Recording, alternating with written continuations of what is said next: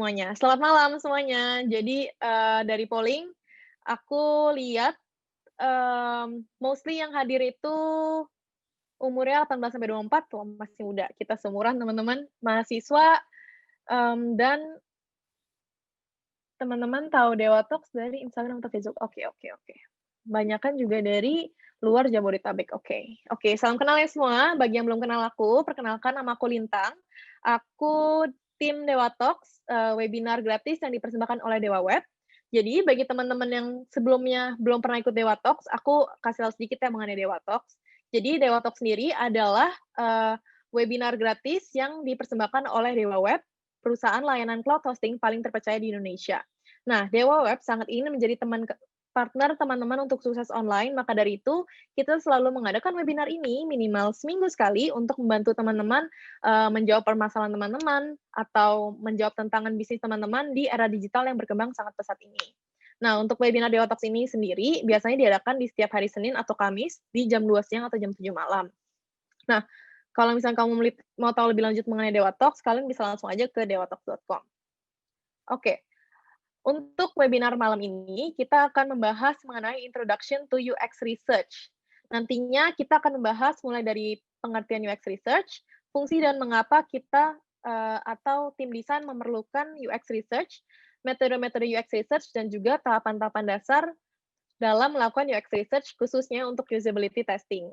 Untuk membahas topik ini, kita sudah mengundang Kalahan Sari atau yang dipanggil dengan Kalahan, Senior UX Researcher dari Blibli Design. Nah, bagi yang belum tahu Blibli Design sendiri adalah bagian dari tim Product Management Blibli yang terdiri dari UX Engineer, UX Designer, UX Copywriter, dan juga UX Researcher. Sehari-harinya tim Blibli Design berupaya memberikan user experience yang terbaik bagi seluruh pengguna Blibli, baik di aplikasi maupun di website untuk pembeli dan juga penjual. Nah, dari Lahan sendiri adalah tim adalah dari bagian senior UX researcher dari Blibli. Nah, mungkin dari Kalahan boleh memperlihatkan dirinya dan menyapa teman-teman yang udah hadir hari ini.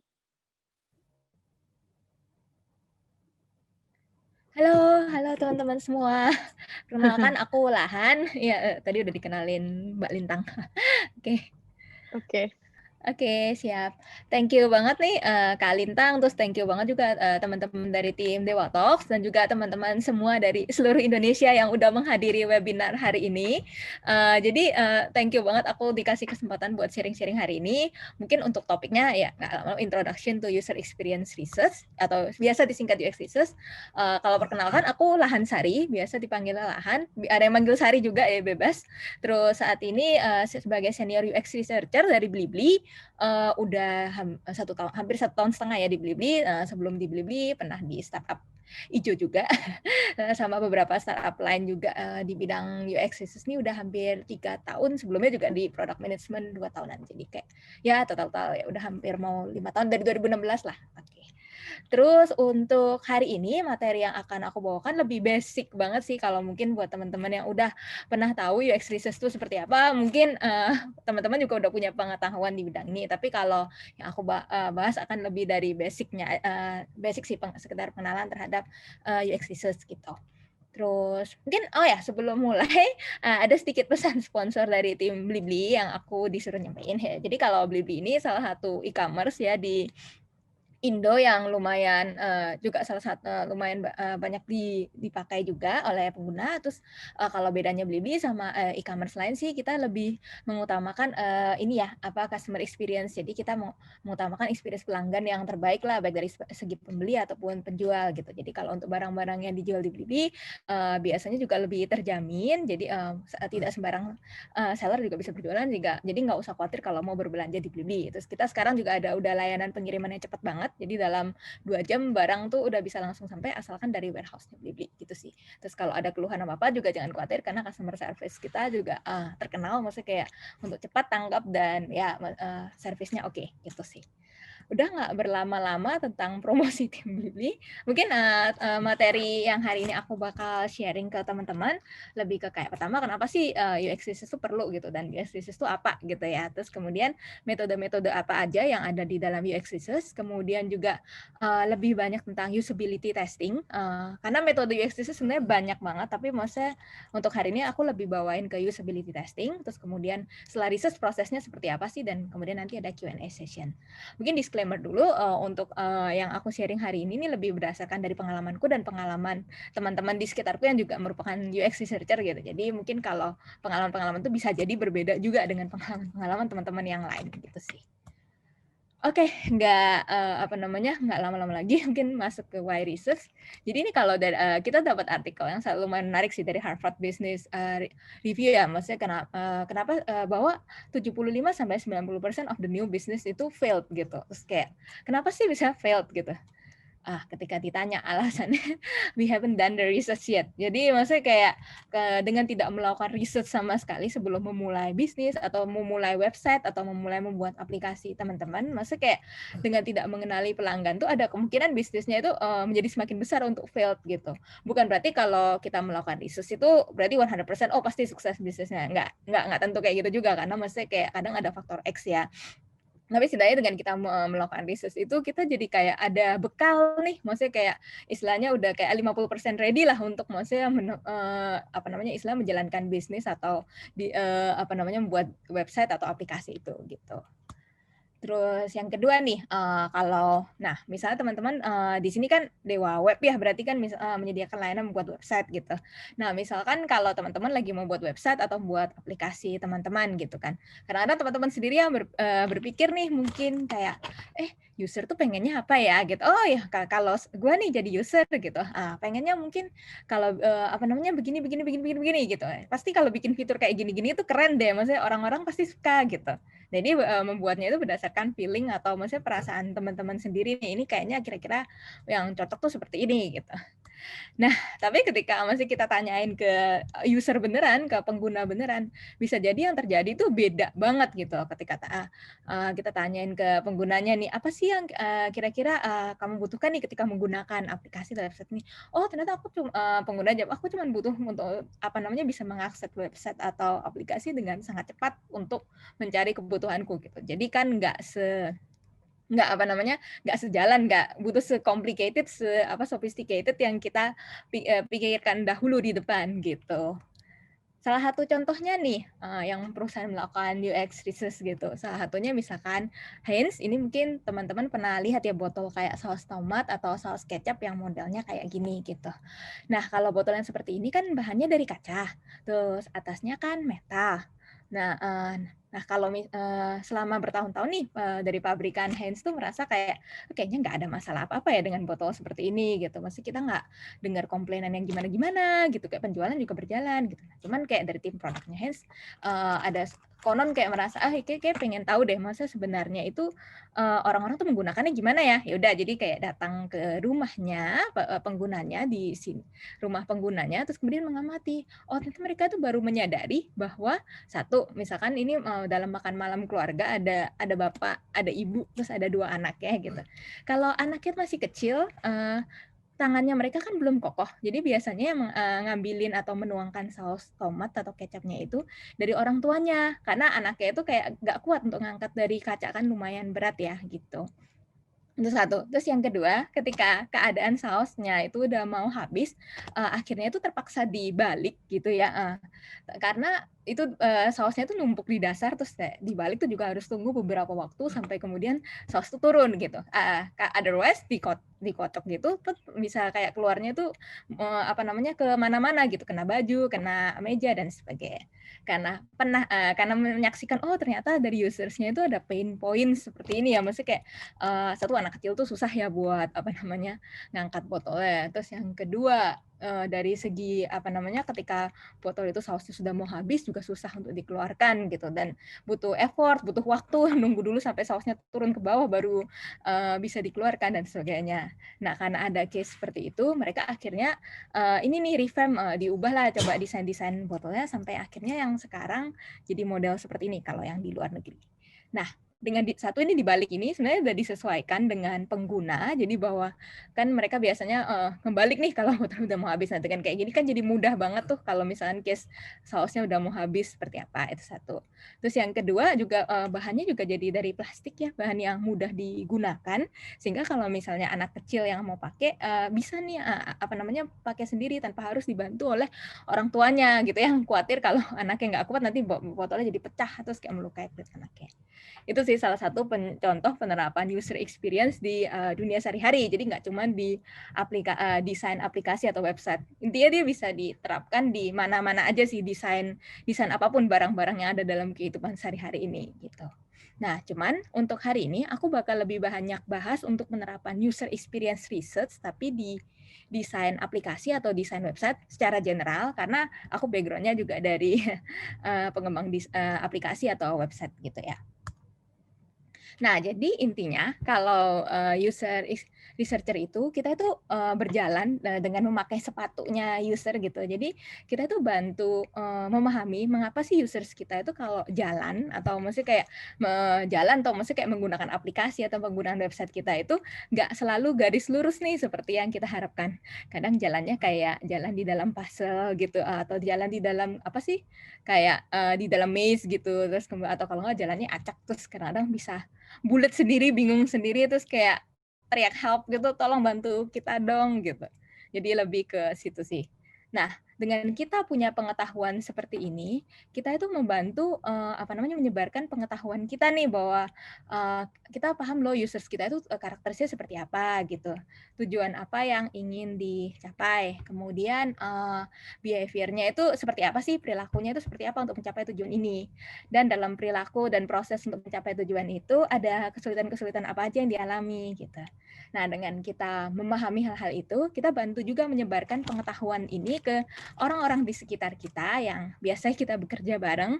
Misalkan dari kalau tim UX, kita juga kerjasama dengan desainer, terus kemudian UX designernya, terus ada UI designernya, terus UX copywriter, terus kita juga kerjasama dengan product manager, terus kita kerjasama juga dengan tim bisnisnya gitu untuk memberitahukan nih ke mereka voice of customers-nya itu seperti apa sih gitu, supaya menumbuhkan empati nih, karena kita kan pada akhirnya mendesain atau membuat produk itu kan untuk digunakan oleh pengguna kita, bukan untuk kita sendiri gitu sih.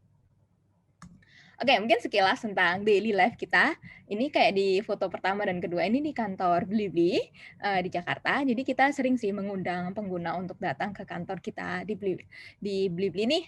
Terus ini kayak di fotonya ini misalnya dari ada researchernya, kemudian ini ada UX designernya juga yang bantu kita untuk note taking nih, untuk mencatat users dan sekaligus juga melihat ya, maksudnya gimana sih orang menggunakan desain yang kita bikin gitu. Terus kemudian juga ini usersnya gitu. Jadi kita ngobrol-ngobrol bareng sama users. Terus cuman kalau lagi pandemik gini ya lewat Zoom sih. Jadi tapi kalau lagi nggak pandemik biasa kita undang main ke kantor Blibli. Terus ini pas kita proses sintesis research nih, jadi kita bisa bikin di post-it nih, maksudnya tulis di post-it terus ditempel-tempel di dinding tentang hasil analisa apa aja sih yang kita dapat dari hasil ngobrol sama users gitu. Nah, cuman sekarang kita mostly sih pakai kayak Excel ya. Jadi kalau analisis hasil finding dari user pakai Excel. Tapi kalau yang lebih tradisional bisa pakai Post-it ini, atau Post-it itu pun sekarang pun ada yang virtual namanya Miro. Bisa pakai itu. Terus kemudian kita juga presentasi atau share hasil findings lah dari hasil ngobrol sama users nih dengan para stakeholders kita ya, biasanya yang tadi para designers, kemudian ada juga dari tim product manager, ada juga dari bisnis dari tim bisnisnya, business development-nya dan sebagainya. Terus habis diskusi kita sama-sama nih kayak voting nih, enaknya solusinya apa ya untuk menyelesaikan pain point dari user gitu, kesulitan-kesulitan yang dialami users. Harusnya apa nih yang kita lakukan selanjutnya gitu. Gitu sih. Jadi inilah kira-kira aktivitas sehari-hari di dalam hidup kita, di dalam keseharian kita sebagai UX researcher. Oke, terus nggak lama-lama sekarang masuk ke metodologi. Jadi itu sebenarnya kalau mungkin teman-teman yang pernah tahu tentang product development cycle kan lumayan panjang ya, dari opportunity assessment sampai akhirnya produknya live gitu. Nah, sebenarnya UX researcher tuh UX research tuh apakah cuma bisa digunakan pas di development planning atau mungkin bahkan setelah produknya live? Oh enggak, jadi UX research tuh bisa dilakukan dalam hampir setiap tahap nih. Kayak dalam setiap tahap di UX di pembangunan sebuah produk gitu. contohlah misalkan ini ketika opportunity assessment kita misalnya bisa melakukan exploratory research. Jadi kalau exploratory research ini bedanya dengan research yang lain-lain adalah sifatnya ketika pada saat ini kita tuh nggak tahu nih apa yang mau di-develop gitu. Misalkan contohnya nih kayak dari tim product manager atau tim bisnisnya tuh lagi mau membuat roadmap nih untuk quarter ke depan gitu ya, kayak ke depannya kita tuh mau bikin apa ya gitu, maksudnya untuk improve fitur pembayaran kita misalnya kayak gitu. Nah, pengen tahu nih kira-kira user tuh susahnya di mana ya, tuh bagian mana dari pembayaran tuh yang bermasalah yang mungkin kita perlu improve atau mungkin kita perlu tambah fitur pembayaran apa dan sebagainya, misalnya seperti itu. Nah, pada saat-saat seperti ini kita bisa melakukan exploratory research nih untuk discover opportunities for new initiative gitu. Opportunities ini kebanyakan bisa datang dari pain point users atau kebutuhan-kebutuhan users yang selama ini belum terjawab oleh kita.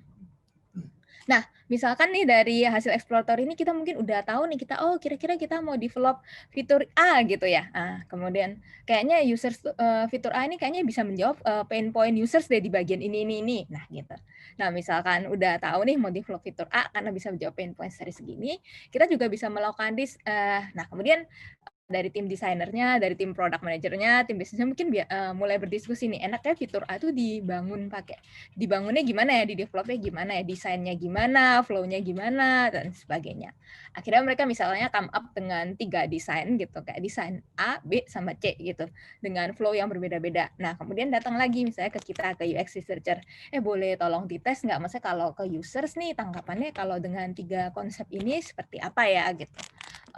Konsep mana yang kira-kira lebih disukai gitu mungkin, atau bagaimana users kira-kira berinteraksi dengan masing-masing dari konsep ini gitu, kelebihan kekurangannya itu apa gitu, apa kesulitannya di masing-masing konsep dan sebagainya. Jadi itu pada saat itu kita juga bisa datang lagi ke users. Nah, kalau saat konsep testing ini biasanya kita pakai prototype gitu, bisa low fidelity prototype it's okay, high fidelity prototype juga it's okay gitu. Jadi cuman biasanya kalau aku nggak ngedesain prototipeku sendiri karena aku biasanya kerjanya sama UX designer. UX designer tuh yang biasanya nge-wireframing sama yang bikin prototipe. Jadi aku bareng mereka merancang skenario begini ya udah ntar kita tes bareng-bareng. Gitu sih kira-kira. Dan setelah misalkan setelah hasil tesnya ini kita membuat fitur A dengan konsep A, B, dan C, kemudian akhirnya kita lebur menjadi satu konsep baru, konsep D gitu ya. Terus kemudian kita launch ini fiturnya udah rilis nih, udah live. Mungkin setelah live kira-kira 2-3 bulan, terus kemudian udah mulai ada yang menggunakan. Kemudian pada saat itu kita pengen evaluasi lagi, gimana sih users kalau menggunakan fitur ini gitu, tanggapannya gimana gitu, kesulitannya seperti apa dan sebagainya. Kita bisa research lagi di sini untuk cari area for improvement dari fitur ini gitu. Jadi intinya UX research itu bisa dilakukan di hampir semua stages dari product development cycle. Jadi kayak di mana-mana aja bisa sih dilakukan gitu. Jadi nggak cuma terbatas misalkan cuma after live aja dievaluasi gitu. Enggak. Atau usability testing atau user research cuma dilakukan pas lagi di tengah-tengah nih generatif gitu. Enggak gitu. Nah, kalau menurut aku tuh paling benar tuh dimulai dari sini sih sebenarnya. Jadi dari semua step. Dari awal bahkan belum ada ide, seharusnya research tuh bisa membantu untuk memberikan ide sih. Maksudnya kayak gambaran users kita itu seperti apa, behavior-nya, dan kira-kira apa yang dia butuhkan, atau opportunity apa lagi yang bisa kita develop. Itu sih, pokoknya in all stages bisa. Terus ngomongin metodologi, di sini bisa kelihatan sih sebenarnya metodologinya UX research itu banyak banget di sini. Cuman mungkin maksudnya kayak yang bisa kita lihat di sini ada kayak semacam kayak kuadran gitu ya, behavioral, attitudinal, kuantitatif, sama kualitatif gitu. Nah, kalau mungkin aku jelasin dulu deh dari behavioral sama attitudinal. Jadi kalau attitudinal ini sifatnya itu lebih menggali pandangan, persepsi, terus pengalaman users yang terdahulu. Jadi kita kayak bertanya dan users menjawab, intinya kayak gitu. Kita tanya, mungkin Pak boleh ceritain pengalaman terakhirnya kalau beli tiket kereta gimana gitu, misalnya kayak gitu. Terus kemudian users cerita, iya saya terakhir beli tiket kereta karena untuk lebaran bla bla bla. Nah, seperti itu contohnya attitudinal. Jadi yang terkenal banget di sini itu sih in-depth interview, focus group, terus juga survey itu udah pasti attitudinal karena kita kan nanyain pengalaman sama persepsi pandangannya. Terus yang satunya lagi behavioral. Kalau tadi attitudinal ini kita bertanya tentang pengalaman yang terdahulu terus pandangannya dia. Kalau behavioral kita mengamati mengamati perilaku user. Jadi kan namanya behavior, perilakunya dia. Jadi mengamati perilaku users, misalnya kita memberikan desain terus atau aplikasi atau website kita, terus minta user nih berinteraksi dengan aplikasi atau website kita. Misalnya, coba Pak beli tiket kereta di Blibli gimana? Terus kita mengamati users tuh kalau beli tiket kereta di Blibli itu masuknya dari mana ya gitu, dari halaman mana, prosesnya gimana, seperti apa. Nah, itu yang dinamakan behavioral research gitu. Dan metode behavioral yang paling terkenal dari user research itu biasa usability testing. Dan ini nanti yang juga aku bakal bahas banyak di belakang nanti. Terus yang lainnya juga bisa ada eye tracking gitu atau heat map. Nah, tapi ini perlu pasang kayak semacam ya tracker lagi sih di website atau aplikasi kalian. Terus kemudian bisa A/B testing juga. Terus analytics ya, jadi dari data Google Analytics maupun dari data dari tim kalian sendiri gitu. Dari internal backend kalian sendiri itu juga bisa. Nah, kalau kualitatif sama kuantitatif, mungkin teman-teman juga udah sebagian udah tahu nih kalau misalkan mahasiswa kita ada kualitatif, ada kuantitatif. Kalau kualitatif itu sebenarnya research-nya itu lebih untuk mengcover why gitu. Contoh-contoh research kualitatif itu adalah research yang kita ngomong langsung biasanya sama partisipan, kayak interview, focus group discussion, terus kayak telepon juga, customer call, terus kayak dari studies, terus ya card sorting, dan ya itu biasanya kayak memerlukan kita untuk bertanya, jawab, terus kayak ada usability testing, kita mengamati users tuh gimana sih berinteraksi gitu, sambil cerita-cerita nih pengalamannya dia. Nah itu lebih ke kualitatif. Nah, data kualitatif itu bagus untuk meng-undercover why, jadi tahu penyebab dan how gitu, penyebabnya dan how dan bagaimananya gitu, kayak users melakukan sesuatu, mengapa dia kayak gini, alasan dibaliknya itu gimana gitu. Itu bagus banget loh di cover dari kualitatif. Tapi kelemahan kualitatif research yang paling utama adalah kualitatif research itu sampel size-nya dikit gitu, nggak mungkin gede-gede banget, karena misalkan kita interview, kalau kita interview 100 orang tuh biasanya hampir impossible sih, biasanya nggak sebanyak itu gitu yang di interview. Kayak usability testing biasa kita kayak patokannya 5-8 orang gitu, jadi memang dikit sampel size-nya gitu. Nah cuman dengan sampel size-nya yang dikit itu keuntungannya kita memang udah istilahnya bisa tahu lebih dalam, dapat deeper insights lah tentang masa perilaku dia. Cuman ya itu karena sampel size-nya dikit, nggak bisa digeneralisasi ke seluruh populasi. Nggak bisa digeneralisasinya itu gimana Kak maksudnya? Jadi maksudnya itu nggak bisa dijadiin persentase misalnya. Misalnya kamu interview 10 orang gitu, kita nggak bisa bilang, terus kemudian 9 dari 10 orang tuh mengatakan hal yang sama gitu. Kita nggak bisa bilang, oh berarti 90% orang begini gitu. Enggak, karena kayak kalau menggunakan kata persentase itu bukan part dari research kualitatif gitu. Kayak persentase itu di research, kalau research-nya itu kuantitatif dengan sampel size yang gede gitu. Cuman kalau misalnya research kualitatif, kita mungkin bisa bilang, ya sebagian besar orang yang kita temui, kita wawancarai berkata atau berpendapat seperti ini gitu. Nah, itu kekurangan kualitatif.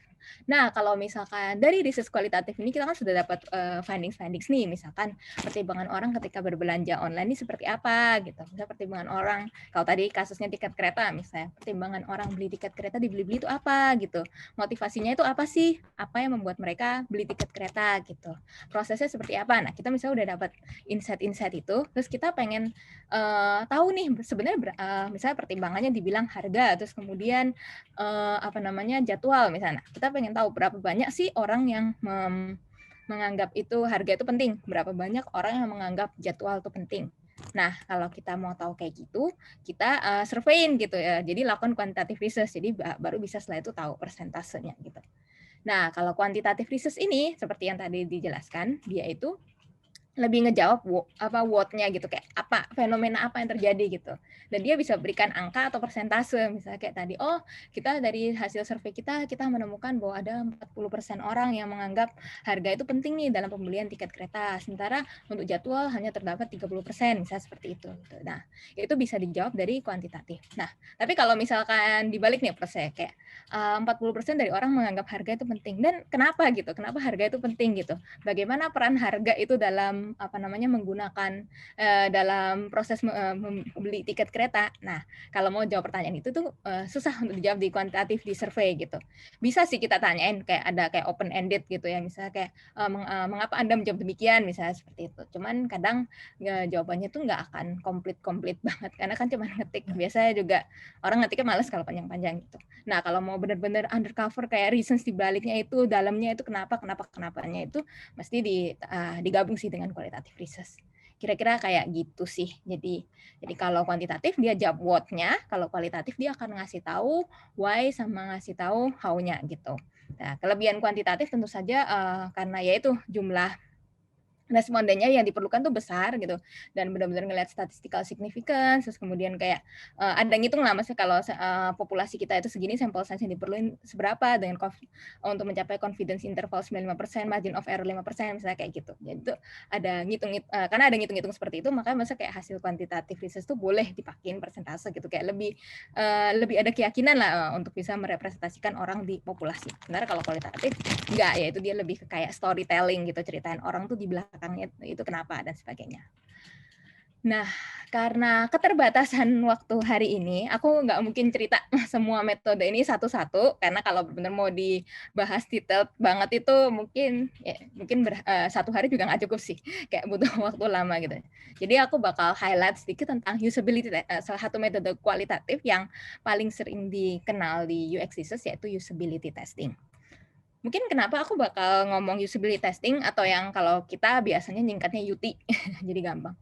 Kenapa kita bakal ngomong banyak tentang usability testing? Soalnya jadi kalau dari hasil surveinya grupnya Nielsen Norman, jadi kalau buat teman-teman yang belum tahu, Nielsen Norman adalah grup yang didirikan oleh Jacob Nielsen Norman, itu istilahnya kayak bapak atau founding father-nya UX lah gitu. Nah, Bapak Nielsen Norman ini sendiri sudah menulis buku tentang UX itu dari tahun 1989. Kayak wow banget, aku aja belum lahir pas waktu itu gitu.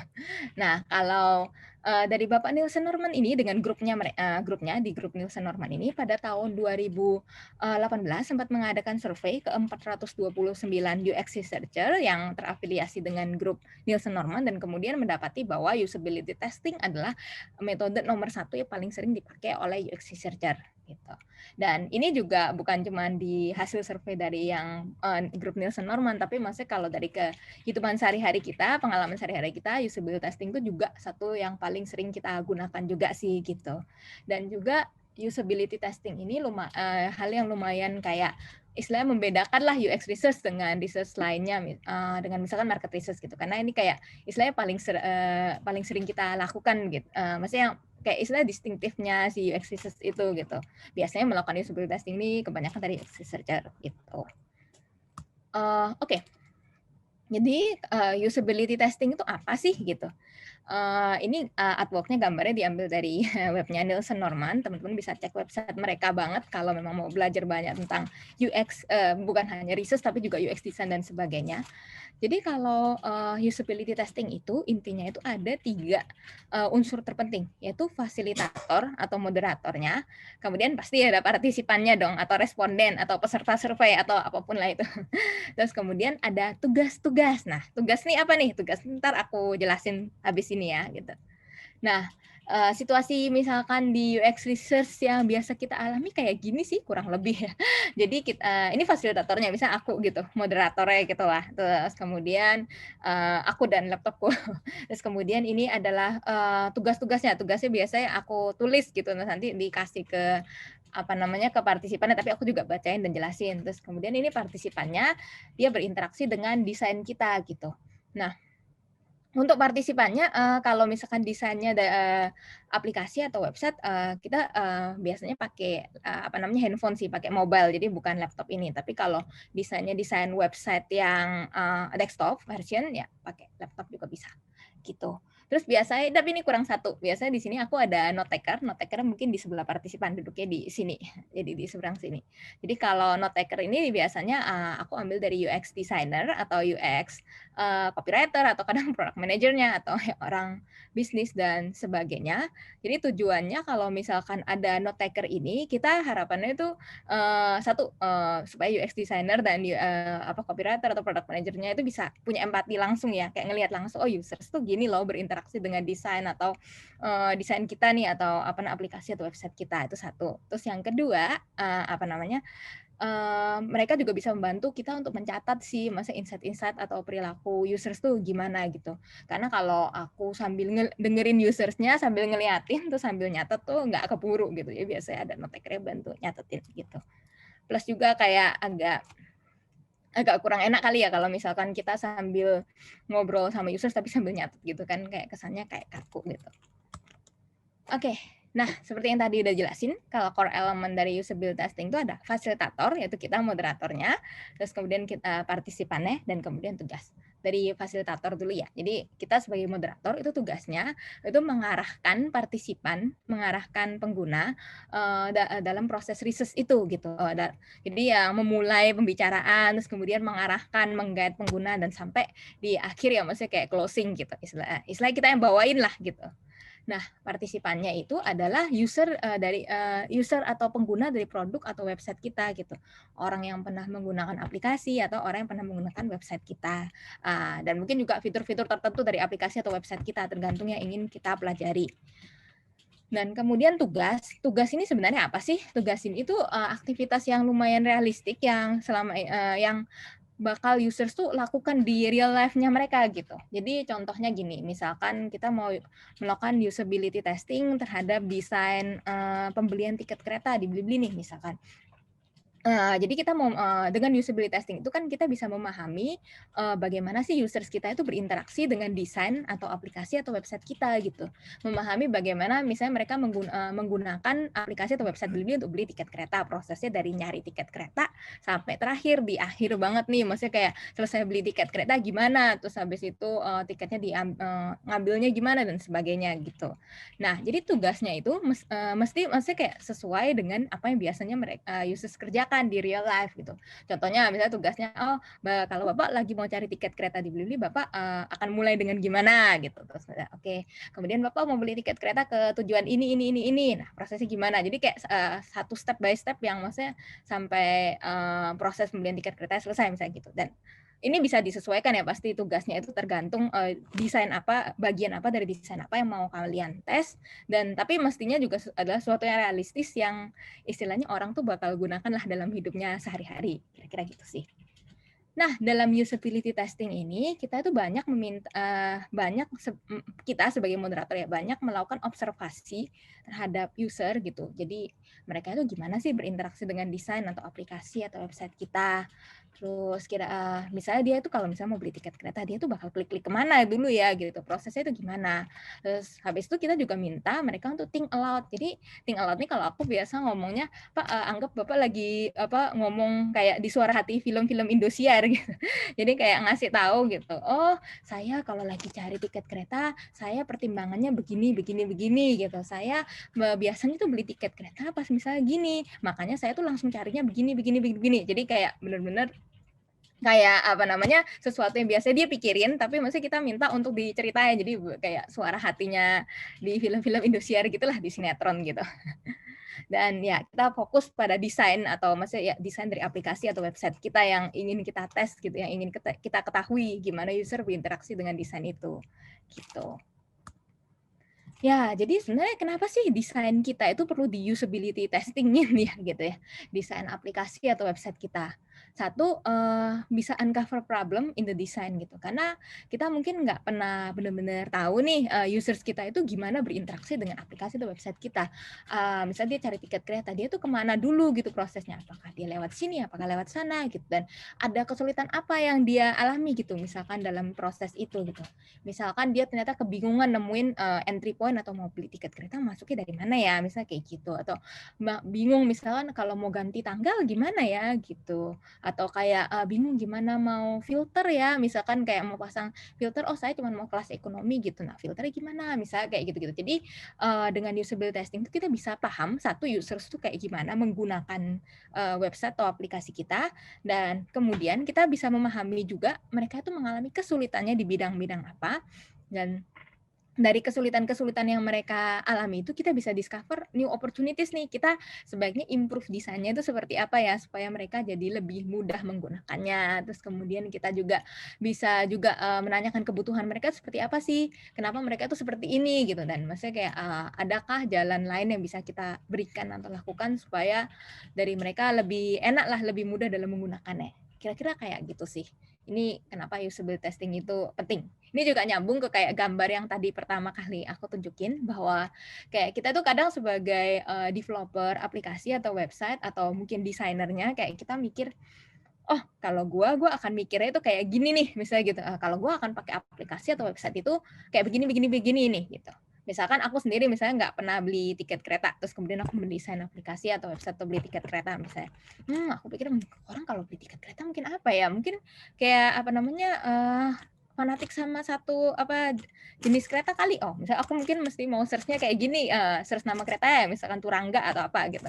Nah, padahal belum tentu maksudnya user tuh seperti itu, tindak tanduknya, maksudnya kayak perilakunya, pertimbangannya gitu. Jadi kadang kita juga belum tentu paham banget karena kita bukan penggunanya gitu, atau even kita sendiri yang menggunakan pun maksudnya kan itu pandangan personal kita kan, tapi kita mesti tanya makanya ke beberapa user sekaligus supaya kita itu bisa paham nih kalau dari sisi pengguna kita itu yang benar-benar menggunakan tuh seperti apa gitu. Nah, tipe-tipe dari usability testing sebenarnya ada 2 macam, satu yang moderated, satunya lagi unmoderated. Intinya moderated itu adalah sebuah usability testing yang masih ada moderatornya, kayak ada fasilitatornya tadi. Jadi kayak benar-benar kayak fasilitatornya opening dulu, "Iya Pak Bu, terima kasih udah datang di ini," terus kemudian guide, "Nah ya Pak Bu, kita sekarang akan mulai nih gini-gini." Nah, itu sesi yang ada seperti itunya. Nah, kalau unmoderated ini sesinya di mana tugas-tugasnya, terus kemudian link desain prototipenya kita itu kirimkan ke user secara online ya, mungkin kayak email atau WA gitu. Terus kemudian kita minta users itu untuk melakukannya secara terpisah sendiri gitu, dan kemudian direkam. Nah, kemudian rekamannya itu dikasih ke kita gitu. Nah, kalau yang biasa sering aku lakukan sih biasanya sih moderated usability testing ya. Biasanya kita langsung ketemu orangnya kayak tadi, cuman karena kalau lagi corona ini kita pakai Zoom gitu sih. Terus mungkin, nah step by step kita untuk melakukan usability testing gitu. Sebelum memulai usability testing itu, menurutku yang paling penting itu create goals sih, maksudnya kayak memperjelas gitu sebenarnya goals kita atau tujuan kita dari melakukan research ini itu apa gitu. Karena kalau goals atau tujuan dari research-nya aja nggak jelas, nah kita tuh nanti bingung gitu loh untuk bikin maksudnya kayak bikin pertanyaan research-nya nanti apa, terus kemudian desainnya seperti apa dan sebagainya. Jadi kita dari awal tuh mesti udah clear ya, kenapa kita mau melakukan usability testing ini gitu. Mesti tahu background masalahnya sih. Jadi kayak kalau di kita kejadian misalkan dalam keseharian di Blibli, biasanya kita itu kan melakukan usability testing ini bareng-bareng ya, masa kayak setelah berdiskusi dengan tim desainernya, dari product manager dan sebagainya. Jadi pas misalnya desainernya nih datang ke kita, Lahan tolong dong researchin tentang gue lagi mau bikin desain baru nih tentang ini gitu, tolong dong researchin tentang ini. Nah, aku tuh pasti tanya sih, maksudnya sebenarnya itu tujuannya apa nih? Boleh ceritain nggak latar belakang kenapa lo mau bikin kayak gini misalnya gitu. Terus kayak benar-benar minta detail sih kenapa kayak gitu. Maksudnya kalau terus bahkan kalau dia punya data-data sekarang udah ada ya kayak data dari internal transaction atau data dari Google Analytics, pernah pokoknya dipasangin tracker dan segala macam atau heat map, kalau ada aku mintain juga gitu. Jadi kayak lebih paham lah, maksudnya tujuan dia untuk bikin desain baru ini seperti apa misalkan, atau propose butuh di research seperti ini nih. Nah, kira-kira tujuannya itu apa gitu. Jadi aku tuh bisa paham dan dapat background-nya. Nah, setelah itu aku bakal kayak nulis sih goals yang dengan clear gitu. Goals-nya itu mesti spesifik ya, concise dan spesifik terhadap satu topik gitu. Misalkan contoh goals yang nggak spesifik kayak gini. Aku pengen mempelajari tentang users gitu. Gue pengen tahu deh users kita tuh kayak gimana gitu. Nah, kayak ini terlalu broad ya, terlalu besar banget. Kayak users kita itu kayak gimana gitu. Kalau users kayak gimana itu ya kayak gimana, kayak gimana apanya nih gitu. Maksudnya dalam bidang apa gitu. Terus kayak seperti apa gitu. Jadi kayak mesti diperjelas gitu. Nah, ya, jadi kalau aku nulisnya tuh bisa jelas, misalkan kayak yang tadi pembelian tiket kereta. Oh, aku tuh pengen memahami apa namanya bagaimana sih users kita itu melakukan pembelian tiket kereta di Blibli gitu. Apa yang menjadi motivasi atau masih penggerak nih pendorong mereka untuk beli tiket kereta gitu. Pada saat seperti apa mereka akan beli tiket kereta, misalnya seperti itu. Prosesnya mereka itu seperti apa, apa yang mereka lakukan, apa kesulitannya yang pernah mereka alami gitu. Nah, jadi maksudnya kayak goals-nya itu mesti ditulis dengan clear lah gitu. Jadi sehingga jelas nanti bisa merumuskan untuk pertanyaan research-nya gitu. Yang kedua, define partisipan kriteria. Nah, kalau untuk partisipan kriteria ini, jadi ada artikel menarik nih dari Nielsen Norman dan juga dari ini Bethan Fillmore, dan yang juga aku serta teman-temanku juga setujui karena masa kayak ini dari pengalaman kita juga biasa kayak gini juga sih gitu. Jadi kita itu cenderung memilih extreme users. Extreme users itu seperti apa sih? Extreme users itu adalah orang yang sangat sering menggunakan produk kita atau orang yang di sisi sebelah sini nggak menggunakan produk kita sama sekali, tapi punya kebutuhan ke arah produk itu gitu. Kenapa nih kita memilih yang ekstrim kanan dan yang di ekstrim kiri gitu ya?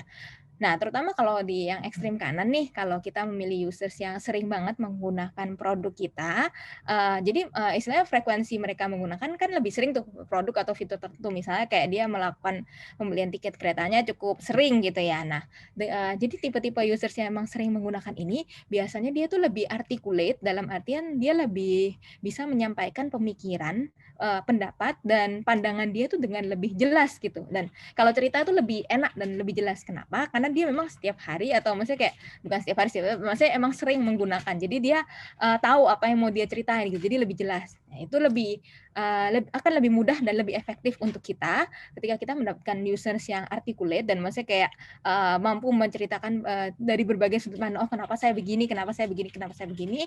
Jadi kayak maksudnya interview berapa orang seperti itu aja udah dapat insight atau findings yang udah lumayan lengkap dibandingkan maksudnya kayak users yang jarang pakai. Jadi kalau ditanya tentang topik itu biasanya malah lari-lari ke tempat lain, misalkan kayak cuman pernah beli sekali sih yang itu tiket keretanya, jadi sisanya saya beli misalnya beli beras gitu ya, kayak nanti kalau ditanya lagi tentang tiket kereta udah jarang banget bisa cerita, nggak banyak yang bisa kita dapetin gitu sih.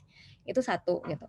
Terus selain karena mereka lebih articulate, yang kedua juga biasanya karena mereka lebih sering pakai, jadi mereka tuh lebih problem-problem yang mereka alami atau hadapi itu, maksudnya frekuensi mereka mengalami problem atau masalah gitu ya, itu akan lebih besar dibandingkan orang-orang yang tidak bukan tidak sih, maksudnya lebih jarang pakai gitu, karena mereka kan lebih sering pakai.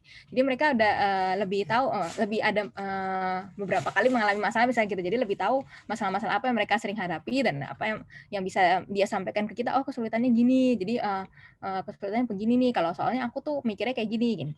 Jadi lebih gitu sih. Dan biasanya maksudnya high priority issue kita kan high priority issue kita itu biasanya berasal dari orang yang extreme users nih, maksudnya kayak yang sering banget menggunakan kan. Jadi maksudnya kalau mereka sering banget menggunakan terus kayak itu sulit banget buat semua dari mereka, kemungkinan besar tuh juga dialami oleh yang di tengah-tengah juga. Ada kemungkinan dialami, ada kemungkinan kalau yang ini lebih sering menggunakan dikit dia akan mengalami juga gitu. Jadi dengan kita solve issues yang dialami oleh yang orang extreme users ini yang paling sering menggunakan, yang memang lumayan sering menggunakan ini, kemungkinan besar kita juga bakal men-solve problem-problem yang potentially akan dihadapi oleh orang yang di tengah-tengah ini gitu. Nah, sementara kalau orang yang nggak pernah pakai sama sekali tapi punya kebutuhan, misalnya contohnya kayak tadi beli tiket kereta, jadi mungkin dia nggak pernah beli tiket kereta di Blibli, tapi mungkin membeli tiket kereta di tempat lain, tapi pernah dan lumayan sering gitu, rutin beli tempat lain.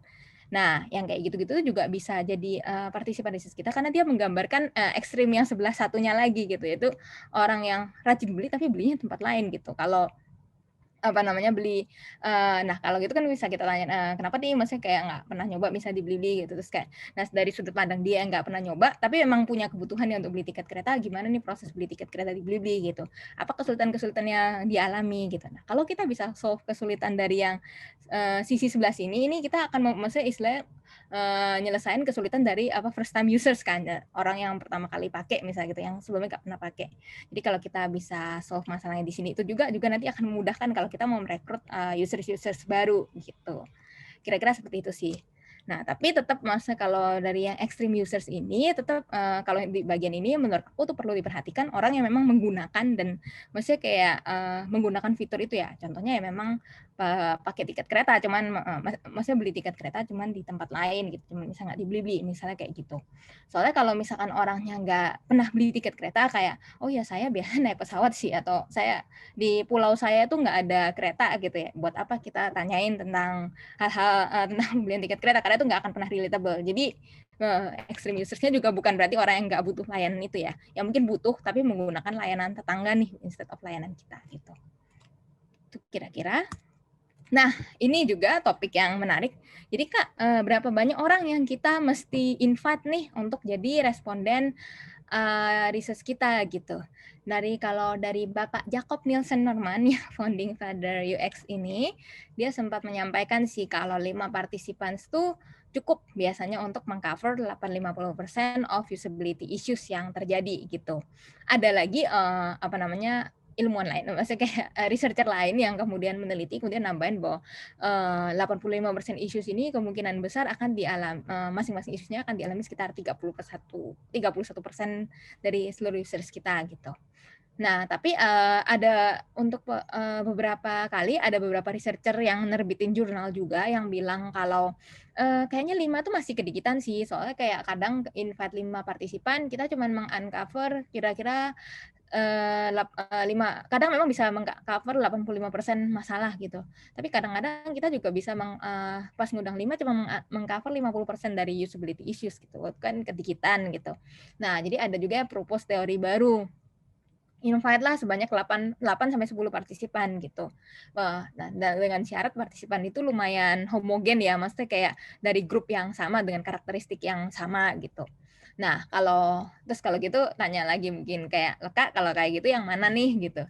Kalau aku pribadi, aku biasa akan ngambil dari 5 sampai 8, 5 sampai 10 juga bisa sih ke total partisipan itu tergantung apakah findings-nya itu udah saturated atau enggak. Apakah aku udah menemukan pattern atau enggak gitu. Tapi mostly sih 5 sampai 8. Kayak aku barusan di usability testing ini aku juga invite 8 orang lah gitu.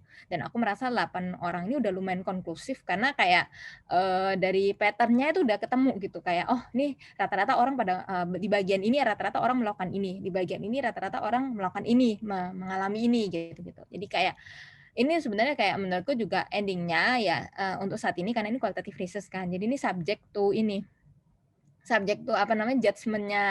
judgement-nya si researcher-nya sendiri gitu. Jadi dari kita sebagai researcher sih yang bisa ngejudge gitu, maksudnya kayak menentukan lah kira-kira dengan jumlah partisipan yang segini, findings kita itu sudah konklusif belum gitu. Apakah maksudnya itu udah udah konklusif, terus kayak kira-kira yang kita cari, kita butuhkan tuh pertanyaan kita udah terjawab belum gitu. Kalau misalkan partisipan A masih ngomong A, partisipan 1 ngomong A, partisipan 2 ngomong B, terus 3 C, D, terus kayak masih nggak konklusif ya aku biasa nambah-nambah terus sih sampai kayak ketemu pattern atau konklusinya gitu.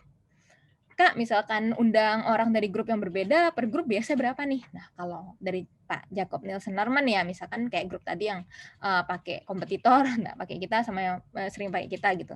Nah, kalau dari Jacob Nielsen Norman sih bilang undang 3-4 orang per grup tuh udah cukup gitu. Kalau aku biasanya 3-5 lah per grup gitu. Lagi-lagi lihat apakah maksudnya sudah kayak konklusif atau enggak findings-nya gitu. Kak, tapi ini sampel size-nya dikit banget. Itu sering juga dikomentarin gitu kayak ini maksudnya kayak reliable nggak ya kalau seperti ini gitu. Gini, jadi kalau misalkan kita pakai teori ini ya sebenarnya lumayan ini ya reliable. Tapi maksudnya kalau memang yang pengen aku tekankan sekali lagi dan sekali-sekali lagi bahwasannya ini adalah research kualitatif gitu. Jadi ini bukan research kuantitatif. Sekali lagi ketika research kualitatif ini di dalam tujuan kita melakukan usability testing kan lebih ke kayak untuk meng-uncover users tuh gimana sih berinteraksi dengan aplikasi atau desain berinteraksi dengan desain dari aplikasi atau website kita gitu. Nah, kemudian proses-proses apa aja yang dialami oleh users ketika berinteraksi itu, kesulitan apa aja yang biasa kita alami. Nah, karena memang kualitatif research itu tujuannya untuk meng-undercover kayak desain-desain yang topik-topik yang seperti itu dengan kedalaman yang seperti itu. That's why maksudnya kayak dari dia memang bukan digunakan untuk maksudnya digeneralisasi ke seluruh populasi gitu. Dalam artian nggak bisa dijadiin dipersentasein. Kalau aku ya, jadi kayak kalau memang pengen dipersentasein ya kayak sebar survei terus dengan populasi udah ratusan gitu. Itu cerita yang berbeda. Kalau karena tujuan usability testing itu lebih kayak lihat gimana users berinteraksi dan masalah-masalah apa yang terjadi yang dan how-nya, kenapanya gitu. Jadi kita jawab why dan how-nya gitu sih. Jadi ini lebih buat jawab tujuan research kita itu sebenarnya mau apa gitu. Kalau dari usability testing ya lebih ke uncover why dan how gitu. Kalau memang mau tahu persentasenya begini itu lebih tepat kalau kayak menyebarkan survei. Tapi survei kan tidak akan bisa menggali atau maksudnya kayak memberikan insight yang lebih mendalam gitu mengapa ini terjadi dan bagaimana ini terjadi gitu sih. Oke, nah selanjutnya develop research guideline. Jadi kalau research guideline ini biasanya kita ada dari opening, terus kemudian ada core-nya, terus kemudian ada closing gitu. Jadi kalau opening itu ice breaking, jadi kita gunakan untuk memberikan konteks yang lebih dalam nih gitu. Nah, kenapa sih butuh ice breaking atau opening dulu gitu ya?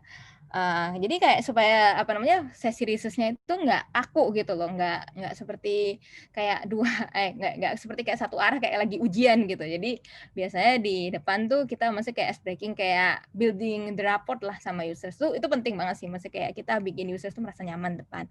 Terus kemudian kita biasa juga bisa tanya pertanyaan pertama general behavior-nya, misalkan kalau kayak beli tiket kereta di Blibli, terus kita bisa tanya juga, oh biasa kalau di Blibli belanjanya apa aja, jadi tanya dari situ dulu, dari pertanyaan gedenya, kemudian baru tanya ke pertanyaan lagi yang terkait dengan topik usability testing, misalnya boleh cerita nggak terakhir pengalaman beli tiket kereta gimana sih gitu, prosesnya gimana, waktu itu kapan gitu, dan sebagainya kayak. Nah, dengan itu kita juga bisa dapat konteks ya, jadi kayak kita paham seorang pengguna ini, dia tuh kapan sih membeli tiket kereta gitu, dalam situasi seperti apa gitu. Terus kita bisa paham misalnya di belakang dia bilang, aduh saya tuh nggak pernah deh milih seat, soalnya kayak saya tuh buru-buru banget, yang penting bisa dapet tiket aja udah syukur gitu ya. Oh kenapa gitu? Karena di depan dia cerita, saya tuh beli tiket kayak kereta itu kan biasa buat lebaran. Lebaran kan dibuka H-90. Di H-90 tuh udah kayak rebutan banget deh, pokoknya yang penting dapet gitu ya. Jadi kayak jam 12 malam saya pastikan koneksi internet saya misalnya kuat, terus saya langsung beli detik itu saat itu juga kayak gitu. Jadi saya buru-buru deh mikirin mau duduk mana, yang penting dapat dulu gitu. Kalau enggak bingung pulangnya gimana gitu. Nah, misalnya kayak gitu. Jadi kita paham konteksnya. Jadi dia bisa kita relate sih. Maksudnya oh, dia berperilaku seperti ini atau berinteraksi seperti ini di aplikasi atau desain kita karena begini gitu. Kira-kira gitu. Nah, kemudian masuk ke core-nya yaitu usability testing task-nya, terus kemudian rating sama feedback gitu. Jadi terakhir tuh aku biasa kayak minta partisipannya memberikan rating, terus kemudian bercerita sih kenapa dia memberikan rating seperti itu. Jadi kan termasuk apa yang disukai, apa yang nggak disukai, sama feedbacknya gitu. Nah, tapi kalau rating ini sebenarnya hati-hati banget terjemahinnya. Aku nggak prefer untuk highlight ini sih. Aku memang tanya, tapi kayak kalau di report aku lebih meng-highlight poin-poin likes, dislikes-nya gitu. Kenapa? Karena orang Indo kalau suruh ngasih rating jelek itu biasanya susah banget, bener. Ada orang yang masih sepanjang sesi usability testing tuh ngomel-ngomel terus kayak desainnya jelek banget, saya pusing, saya gini-gini kayak marah-marah gitu kan. Tapi kalau dikasih rating, ya kasihan lah ya, maksudnya ini tim udah bikin gitu, saya kasih 4 gitu. Mungkin kayak dalam hati takut kali ya kita dipecat gara-gara gitu kan, padahal enggak gitu loh. Maksudnya kayak kita benar-benar butuh honest feedback gitu untuk improve gitu ya. Jadi that's why kayak meskipun penuh dengan omelan dan ini, tapi kalau suruh ngasih bintang, biasanya bintang 4, bintang 5 itu bertebaran banget sih. Jarang banget nih ada yang benar-benar pokoknya bintang 0 karena saya nggak suka banget sama ini gitu. Itu jarang banget gitu. Jadi makanya kita itu dengerin gitu, maksudnya apa yang disukai dan apa yang nggak disukai, kenapa ngasih nilai segitu. Nah dari situ kan kita bisa kayak tahu sendiri sih, maksudnya feedback apa yang perlu kita improve dari sana, kesulitannya gimana. Selain itu dari pas proses usability testingnya kita kan sebenarnya juga udah ngeliat tuh dia tuh sulitnya di mana segala macam, kan kita lihat sendiri. Nah, terus ini yang mungkin core-nya yang penting banget di sini, gimana menulis task untuk usability testing. Satu, mulai dari hal yang paling generik yang the participant bakal lakukan dulu gitu loh. Maksudnya sebelum memulai ke task-task lain. Misalnya kalau beli tiket kereta. Yang pertama misalnya mau beli tiket kereta di Blibli ya, mesti bisa tahu ya cara belinya lewat mana gitu.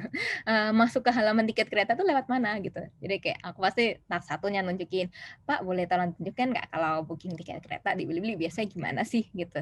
Ntar dia mau nunjukin, oh dia nyarinya tuh lewat sini, nah kayak gitu. Nah, sudah task 1 kan, nah baru kita turun ke hal yang lebih spesifik. Nah, kalau sudah kalau beli tiket kereta setelah menemukan di mana menunya, kan berikutnya itu prosesnya itu adalah membeli tiket kereta ke tujuan, jam dan waktu yang sesuai. Nah, kemudian aku bikin tasknya kayak gini. Nah, misalkan nih Pak udah sampai di halaman ini nih, nah itu ceritanya dia udah selesai nih, dia udah di halaman yang untuk pembelian tiket kereta. Nah, Bapak lagi mau beli tiket kereta dengan detail seperti ini. Tujuannya dari Jakarta ke Bandung misalkan. Terus kemudian tanggalnya tanggal segini, jamnya bebas, tapi di atas jam 6 sore, ceritanya Bapak baru bisa pergi di atas jam segitu, terus kemudian Bapak bakal bersama dengan teman Bapak, atau pasangan Bapak dan satu anak gitu, terus kemudian kelasnya Bapak mau eksekutif gitu. Nah, Bapak kira-kira bagaimana proses nyarinya? Nah, biasanya kalau task-task ini aku tadi tulis kayak di semacam kertas gitu sih, kayak bisa tulis di kertas atau mungkin diketik terus di print juga boleh. Jadi tujuannya itu karena ini kan detailsnya lumayan banyak ya, misal dari sini ke sini jam segini segala macam. Jadi kalau aku yang omongin takutnya kan nanti ada yang kelupaan gitu. Maksudnya dari segi dari segi partisipannya, oh lupa tadi taksnya yang mana Mbak gitu. Jadi kayak enak kan kalau ditulis gitu, dia bisa baca juga gitu. Terus kemudian sambil aku jelasin pastiin dia udah paham baru kemudian mulai gitu. Nah, task ini kenapa kita mesti pakai task kayak gini sih, Kak? Jadi kayak lebih detail gini ya. Jadi sebenarnya harapannya supaya semua users tuh melalui task yang sama. Jadi kita nanti ketika terakhir kita mau measure atau maksudnya di step-step mana sih yang susah gitu untuk users gitu ya.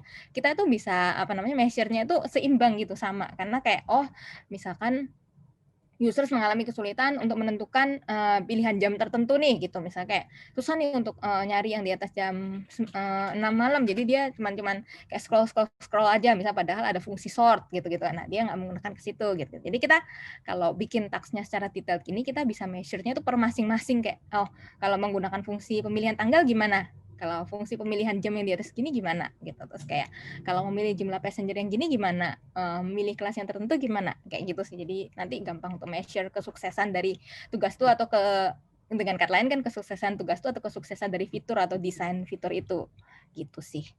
Terus, nah tapi apakah kalau misalkan usersnya itu memang sehari-hari itu punya pertimbangan lain, misalkan, oh saya biasanya nggak ngelihat jam sih, jam manapun bebas, ya nggak apa-apa. Jadi kalau nanti dia cerita, maksudnya kayak setelah dia menjalankan tugas ini kan kita minta dia juga cerita-cerita ya. Jadi dari cerita dia kan nanti tergambar tuh, oh kalau saya biasanya begini, saya biasanya begitu gitu. Jadi itu juga jadi satu insight gitu. Maksudnya kayak, oh mungkin partisipan A mengalami kesusahan untuk menentukan jam misalkan, karena biasanya dia emang nggak peduli jam, pokoknya ya maksudnya harga tiket yang termurah yang masih tersedia di paling atas dipilih misalnya kayak gitu. Nah, itu juga jadi satu insight kita gitu sih. Terus prepare the design ya. Jadi kalau misalkan case tadi nih, misalkan beli tiket kereta karena fiturnya sudah live, ya kita bisa langsung pakai desain di desktop atau di aplikasi kita. Tapi kalau memang nggak ada, bisa dibikin di prototype dulu, dipakai Marvel atau Sketch atau InVision gitu.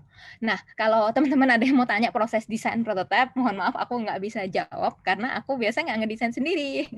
Aku biasanya ada UX designer yang bantu ngedesain sih. Jadi kalau aku benar-benar lebih ke research-nya. Oke.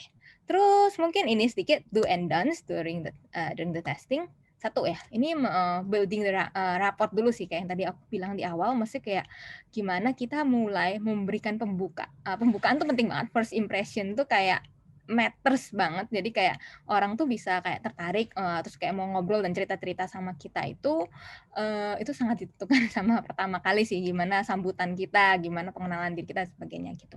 Dan aku biasanya dari awal tuh cerita juga sih, maksudnya kayak bahwa kita itu ngetes tuh desain kita gitu, bukan ngetes Bapak atau Ibu sebagai partisipan gitu. Karena kita kan memberikan beberapa tugas, Pak, tolong misalkan Bapak seandainya nih mau cari tiket kereta dari Jakarta ke sini, terus dengan tujuan gini gitu.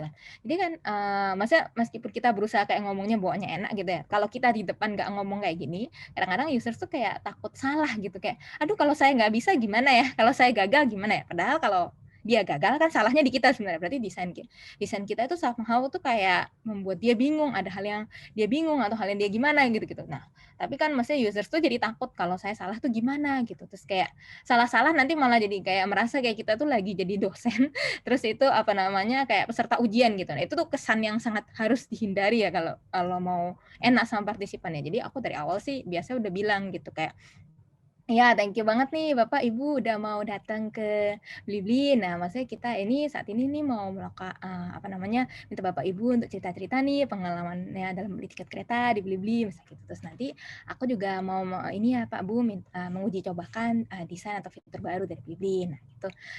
Jadi di sini nggak ada benar salah nih Pak, yang kita mau tes itu adalah desain dari aplikasi atau websitenya gitu. Jadi kan jadi pesertanya tuh tahu nih, maksudnya kayak kita itu bukan mau ngetes Bapak Ibu, ini bukan lagi dalam ujian loh Pak Bu, ini bukan meeting formal, terus nggak ada benar salah. Kalau memang Bapak Ibu ada kesulitan di bagian mana, ada kebingungan, nah itu justru adalah hal yang harus kita perbaiki nih Pak Bu, supaya kedepannya Bapak Ibu kalau lagi menggunakan tuh enak gitu. Aku biasa di awal pasti ngomong kayak gini sih. Saya ya itu, kalau nggak benar-benar kayak orang tuh jadi takut nih benar atau salah nggak ya, aduh, maksudnya kayak aku kok kayak aku bodoh banget ya gitu. Jadi kayak kita menghindari sih sampai partisipan kita seperti itu gitu. Yang kedua, ini biasanya kalau misalkan ada note taker enak ya, jadi kayak bantu untuk observe dan take notes on things yang participant do on your design. Jadi kayak misalnya dia cari tiket kereta, dia tuh kemana-mana dulu, apakah dia langsung, apakah dia ketik di kolom search gitu, kolom pencarian gitu, ataukah dia ke menu mana, kemana-mana. Jadi kayak segala step-step dia untuk mencapai tujuannya, mencapai task-nya itu kita catat dan kita observasi gitu. Biasanya kalau ada note taker enak, jadi dia bantu nyatet di bagian itu. Terus kemudian kita biasanya itu aku akan minta partisipan untuk explore first gitu, karena pasti banget di dalam sesi itu mereka akan bertanya-tanya gitu kayak, tapi ini benar nggak? Ini gini nggak? Ini maksudnya gini nggak sih? Ini gini nggak sih? Itu sering kayak ada pertanyaan gitu kan. Aku bakal bilang sih, oh ya Pak Bu, mungkin ini dianggap kondisinya seandainya Pak Bu tuh lagi sendirian gitu ya, nggak ada saya nih, nggak ada orang beli-beli di sebelah Bapak yang bisa ngasih tahu begini-begini gitu. Jadi mungkin kayak posisinya kalau Bapak Ibu lagi sendiri, Bapak Ibu bakal gimana? Kalau dari pandangan Bapak Ibu itu kira-kira gimana? Kayak gitu sih. Nanti kalau semua pertanyaan Bapak Ibu saya jawab di terakhir ya, di akhir sesi gitu ya, gitu sih. Jadi maksudnya benar-benar di awal tuh dikondisikan sih kalau dia lagi usability testing tuh ya berarti dia lagi sendirian dan lagi ya anggaplah kayak di lingkungan natural mereka kan, karena most of the times mereka kan nggak mungkin lagi apa namanya buka aplikasi Blibli itu di sebelahnya ada orang Blibli yang bantuin. Ini kan cuman kalau case kayak karena memang lagi jadi partisipan khusus gitu. Terus ya itu encourage dia untuk speak out loud, ini yang tadi kayak film Indosiar, jadi kayak Pak Bu itu mungkin ya suara hatinya itu disampaikan ya kalau pas lagi apa namanya nyari ini pertimbangannya gimana, prosesnya gimana gitu. Terus, nah biasanya setiap selesai satu task aku tuh bakal tanya si follow up questions, misalnya kayak gini, tadi saya lihat Bapak klik ke tombol ini gitu ya, bagian ini ya, itu boleh ceritain nggak? Misalkan dia tadi nggak dicerit, kan sebenarnya encourage dia untuk speak out loud nih, tapi kalau misalnya dia tadi nggak sebut, aku bakal tanya sih, maksudnya kayak tadi saya lihat Bapak klik ke tombol ini gitu, mungkin boleh diceritakan nggak Pak pertimbangannya apa untuk klik ini gitu. Nah, kalau aku pribadi untuk satu tips di bagian sini, aku tuh nggak pakai kata kenapa gitu. Kalau bisa sih nggak kenapa sih. Aku berusaha refresh atau mengganti kata-kata kenapa dengan apa yang membuat gitu. Apa yang membuat apa namanya Bapak Ibu melakukan ini? Apa yang menjadi pertimbangan Bapak atau Ibu untuk melakukan ini gitu. Kenapa? Kenapa lagi? Soalnya kadang-kadang ketika kita menggunakan kata kenapa sih gitu ya. Jadi itu kadang-kadang seperti kayak orang jadi cenderung defensif gitu. Jadi kayak harus apa namanya mempertahankan opini dia gitu. Kayak pendapat dia kayak harus menjustifikasi atau merasionalisasi pendapat dia. Padahal mungkin ya karena ada alasan-alasan lain misalnya kayak gitu. Jadi kalau tanya apa yang membuat gitu tuh, boleh ceritain nggak pertimbangannya apa sih waktu ngeklik ini gitu kan. Jatuhnya itu bahasanya lebih enak. Jadi kayak nggak nyerang, nggak membuat dia jadi harus defensif lah gitu. Tapi sebenarnya menurutku juga tone suara ketika tanya mesti lebih enak sih, kayak kenapa sih gitu. Mungkin kayak sambil senyum sambil ini juga mungkin nggak terlalu terkesan gimana ya gitu. Itu akan lebih mudah kalau terutama face to face sih. Maksudnya kan lihat langsung muka orangnya, gestur badan itu kan ngaruh banget biasanya. Terus ya, terakhir jangan bertanya pertanyaan yang leading atau non neutral statement ya. Jadi kalau bisa kita tuh bikin pertanyaan ya usability testing kayak yang tadi dicontohkan aku di depan gitu, kita tuh mulai dari open ended gitu. Mungkin proses pertimbangannya nih ketika membeli tiket kereta seperti apa gitu, misalnya kayak gitu. Terus kayak proses nyarinya gimana gitu. Nah, enggak instead of serta-merta tanya kenapa sih menurut Bapak harga itu penting gitu. Nah, padahal dia sebenarnya belum pernah ngomong kalau harga itu penting kan. Itu mungkin asumsi kita gitu. Jadi kayak jangan kayak gitu, tapi tanya itu dari yang open ended dulu gitu.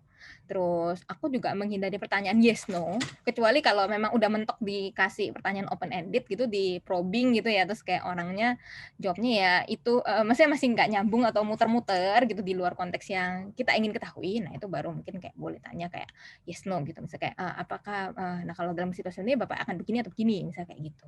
Tapi itu jalan terakhir, maksudnya jalan pertama itu nggak kayak gitu. Selalu tanya dari yang open ended dulu. Karena kita nggak pernah tahu users tuh bakal jawab apa gitu. Terus yang kedua, non neutral statement nih sangat harus dihindari. Jadi misalkan gini, jangan sampai kalau ketika user sudah berhasil melakukan sesuatu atau misalnya melakukan tugas, wah pintar sekali Bapak, wah benar sekali Pak gitu. Waduh, jangan gitu. Akhirnya Bapak klik juga udah saya tunggu-tunggu gitu. Waduh, itu enggak banget gitu.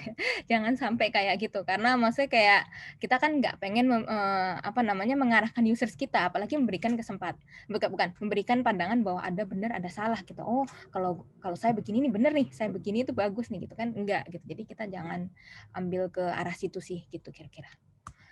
Terus, nah ini tadi sampai ini proses-proses melakukan usability testing-nya. Nah, kemudian kita menganalisa hasil usability testing gitu. Kalau aku biasanya kalau usability testing-nya itu quick and dirty, jadi kayak cepet gitu ya. Aku tuh biasanya bikin kayak gini sih, kayak tabel gini, terus kayak aku scoring gitu. Kalau aku skor tuh berdasarkan kemampuan setiap partisipan untuk melakukan atau mengerjakan tiap tugas yang tadi udah diberikan. Misalkan tadi ini kasusnya beli tiket kereta ya. Jadi step by step-nya kan tugas pertama cari tiket, terus kemudian milih mengisi informasi passenger, terus kemudian milih kursi misalkan, terus terakhir pembayaran gitu.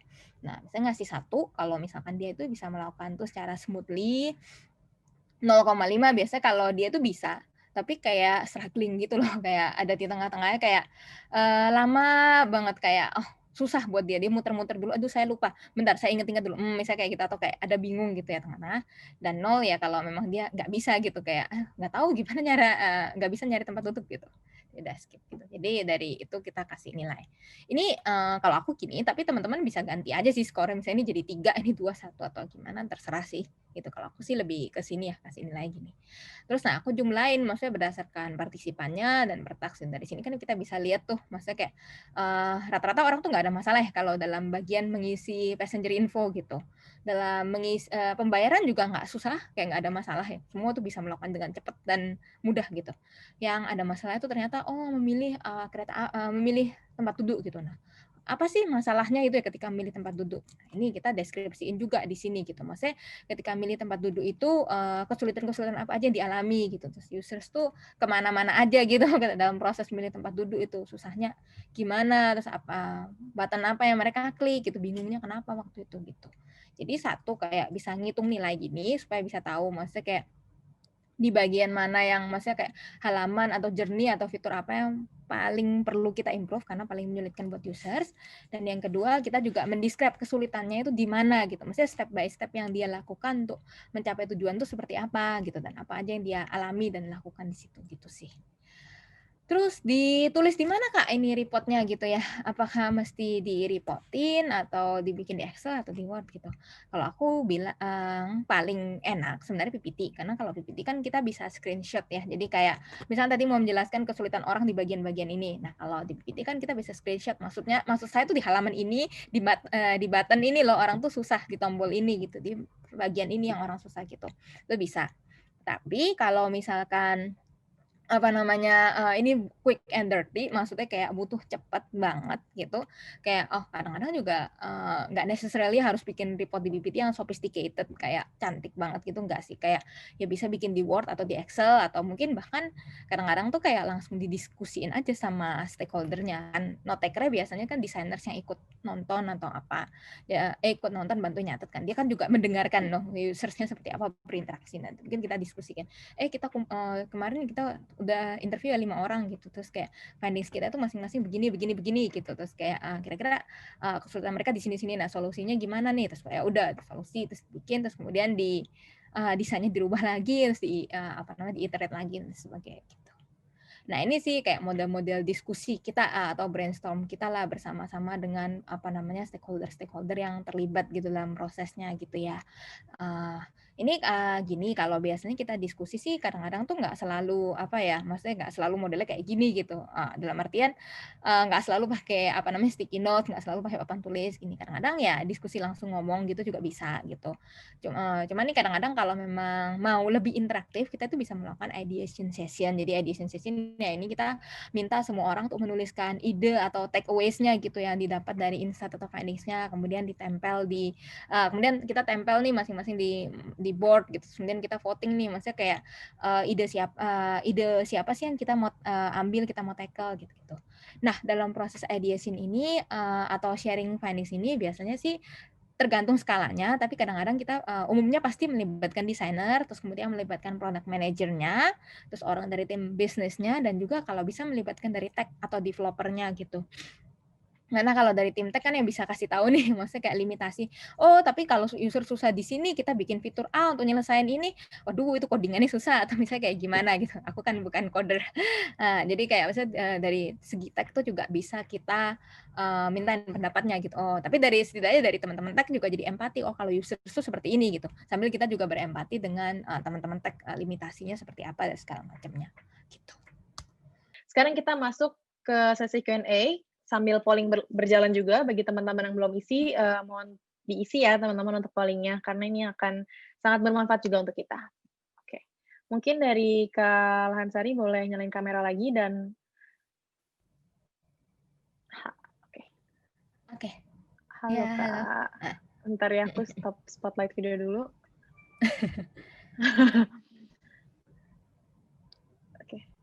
Oke.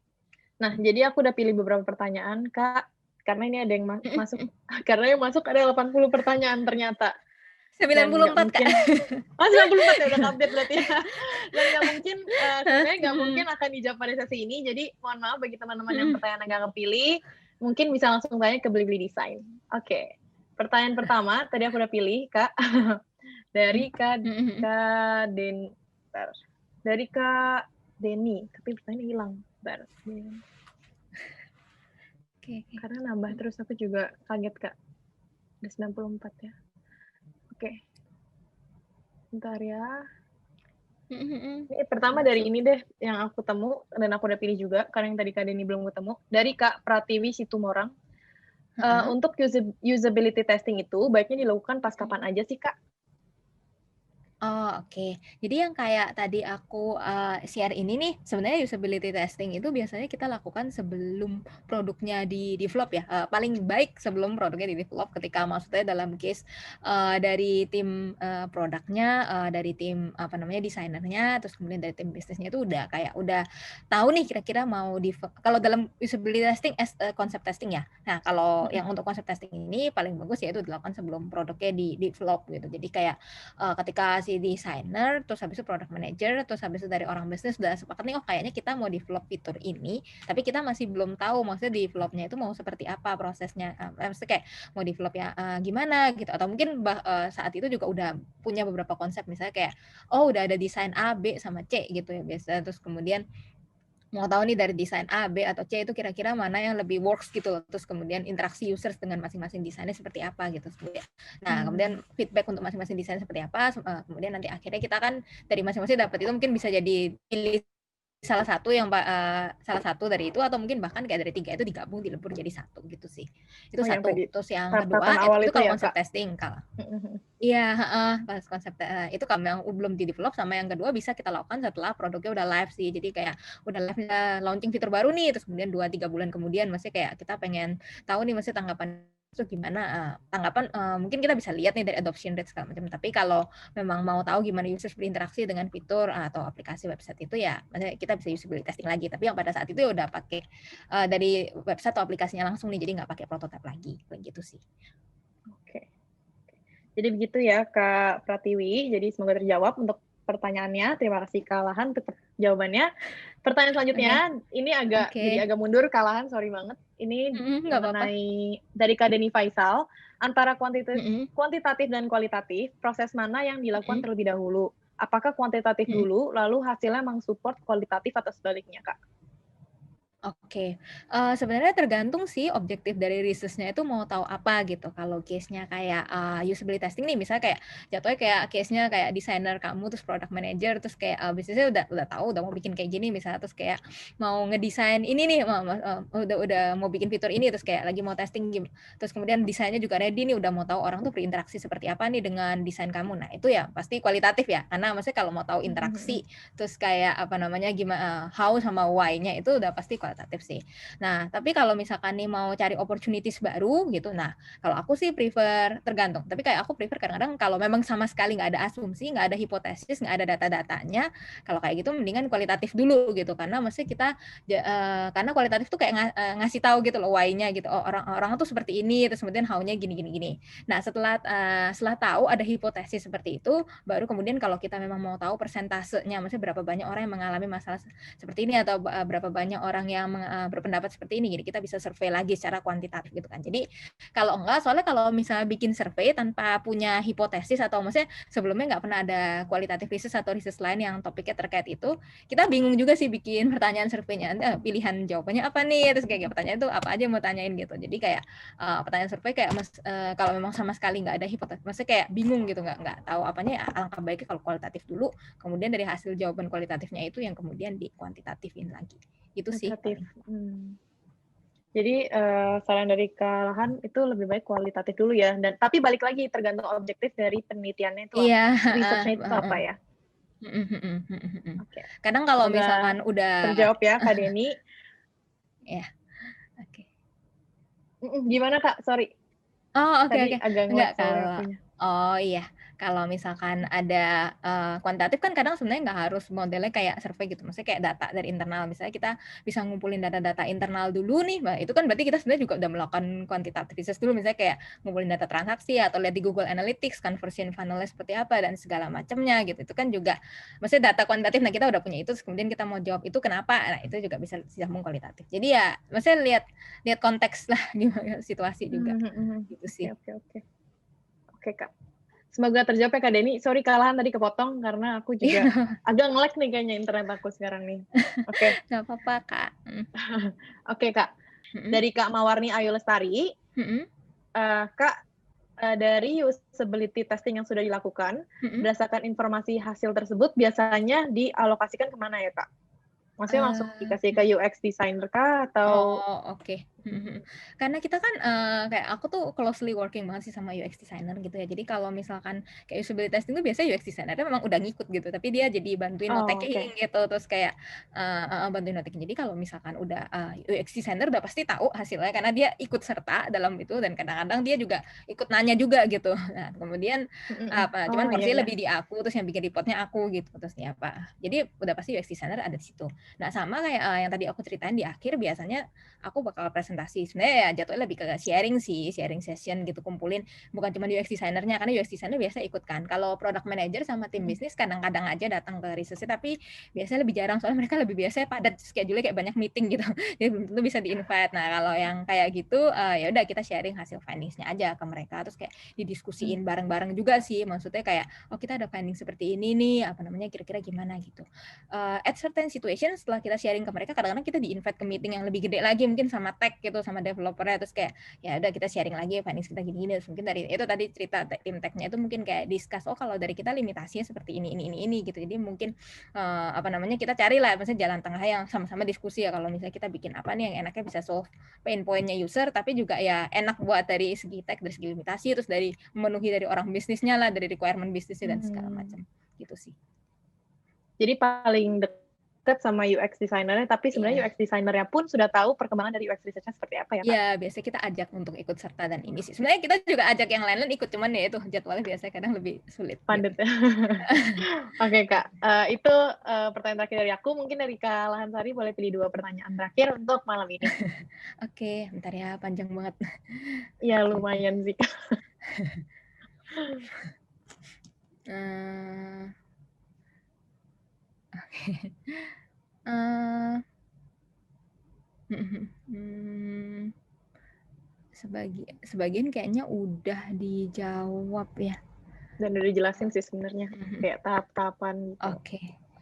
Ini Mungkin kalau pengalaman-pengalaman gitu juga boleh, Kak. ya. Lahan. Ini ada sedikit menarik sih tentang kuantitatif UX thesis gitu. Boleh, Tapi boleh. maksudnya ini agak out of topic karena aku sebenarnya nggak bahas ini di usability testing, tapi mungkin ada yang nanyakan. Maksudnya kamu mau tanya untuk metode kuantitatif ini biasanya menggunakan tools apa ya? Apakah sama pakai SPSS atau tools khusus? Ya, aku pakai SPSS. Aku pakai SPSS sama Excel kalau survei ya, kalau pengolahannya gitu. Tapi sebenarnya gini, kalau research di ini aku nggak gimana ya, kalau SPSS aku lebih gunakan kalau misalkan mau surveinya itu lebih ke kayak mau lihat semacam ada apakah mau kayak ada uji inferensial lah gitu, maksudnya kayak mau tahu apakah ada hubungan antara ini faktor ini dan faktor ini. Misalkan kalau semua datanya itu nominal, aku bisa pakai chi-square. Kalau misalkan datanya dalam bentuk angka gitu kan bisa pakai apa namanya, bisa pakai ini apa nama correlation bisa, atau kalau nggak pakai ANOVA atau mungkin pakai regression gitu itu pakai juga. Tapi kalau misalnya itu mau tahu uji inferensial gitu, inferensial statistik di mana kita mau tahu maksudnya kayak ada hubungan antara satu faktor ini dengan yang lainnya gitu sih. Kalau misalkan standarnya kalau cuman maksudnya kayak quick survey gitu ya paling pakai Excel aja, terus kemudian di cross tab pakai pivot biasa sih gitu. Sementara baru ini aku tuh, kalau market research agency yang memang spesifik di kuantitatif biasanya mereka udah punya tools-tools yang lebih canggih-canggih lagi sih untuk maksudnya kayak data-data kuantitatifnya lagi, kayak ada tools cross tab-nya sendiri, terus apa sendiri gitu. Terus kalau survei pakai apa? Aku saat ini pakai SurveyMonkey. Tapi kalau teman-teman yang free bisa pakai Google Form ya. Cuman kayak SurveyMonkey ya kelebihannya mungkin karena ya berbayar dia kayak banyak fungsi routing yang lebih enak lah gitu, logiknya lebih enak. Gitu sih paling. Itu satu. Terus pertanyaan terakhir.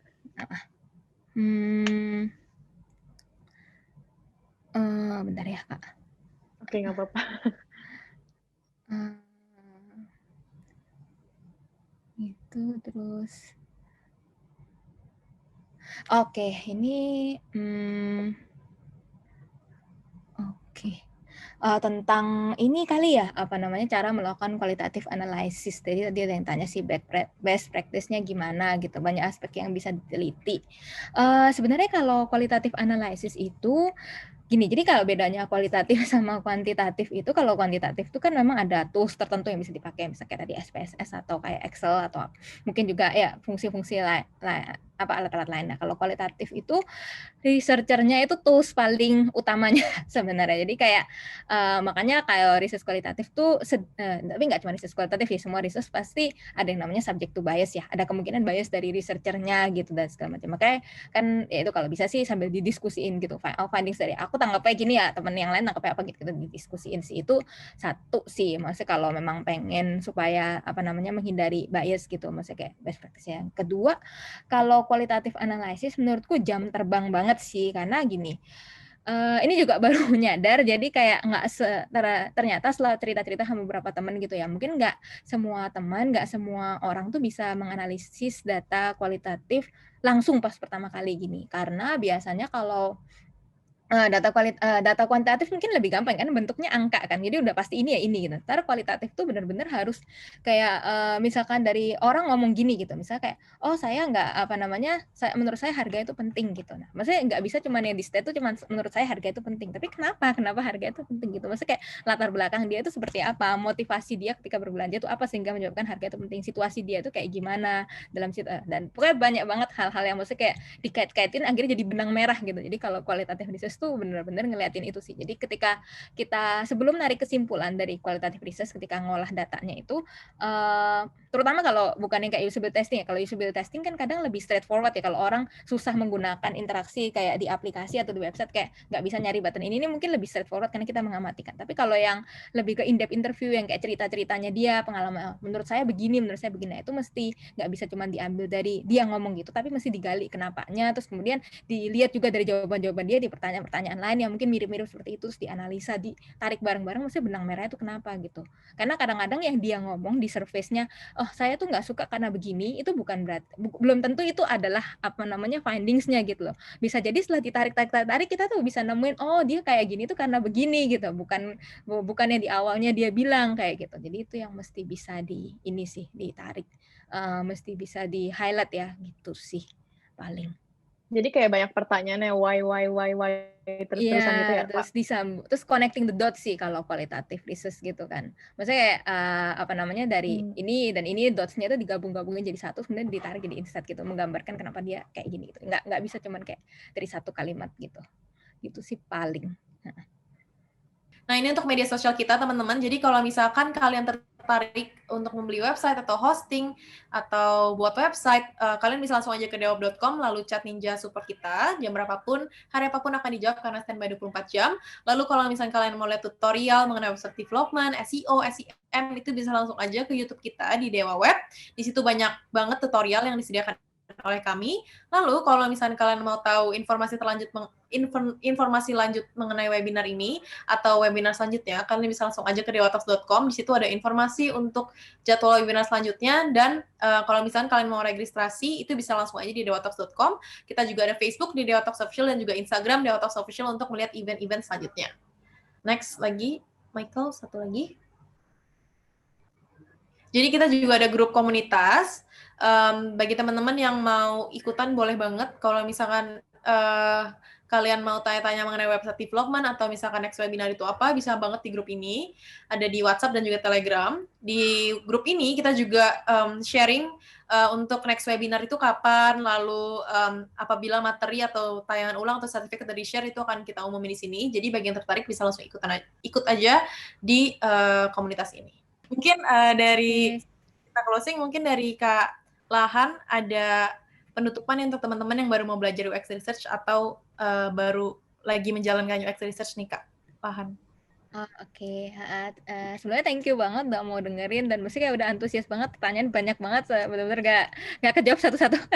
Saya ada 99 plus masih ya. Thank you banget, aku terharu banget sih, maksudnya kayak pada antusias, terus udah banyak banget, terus kayak pada antusias nanya dan ikut kuis juga, terus senang banget, gila. Terus terharu banget, terus ya kalau mau untuk UX research sih sebenarnya nggak usah menunggu sampai kayak udah kerja jadi UX researcher nih baru bisa mulai latihan gitu, karena sebenarnya UX kan kayak tadi nih aku ceritain, maksudnya kayak dalam kehidupan sehari-hari kita itu semua hal tuh ada experience-nya gitu kan, kita kan ada pengalamannya gitu. Jadi mungkin kalau mau bikin portofolio atau mulai dari awal, dari apa namanya hal yang kecil-kecil, mungkin bisa mulai dari kayak aplikasi atau website yang sering digunakan dalam sehari-hari, misalkan kayak ya Instagram atau kayak Zoom atau kayak apa gitu. Jadi bisa mulai dari situ dulu sih, mulai latihan research gitu. Kalau untuk cari partisipan beneran, maksudnya beneran dalam artian kayak yang sesuai kriteria tertentu segala macam, itu kan mungkin sulit untuk awal-awal ya, mungkin bisa latihan ke teman-teman atau ke orang-orang sekitar dulu gitu sih, kira-kira kayak gitu.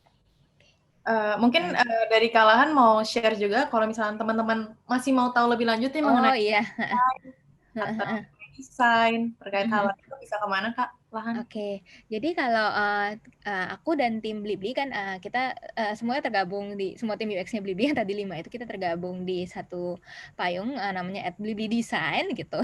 Jadi teman-teman bisa follow Instagram kita @blibli_design.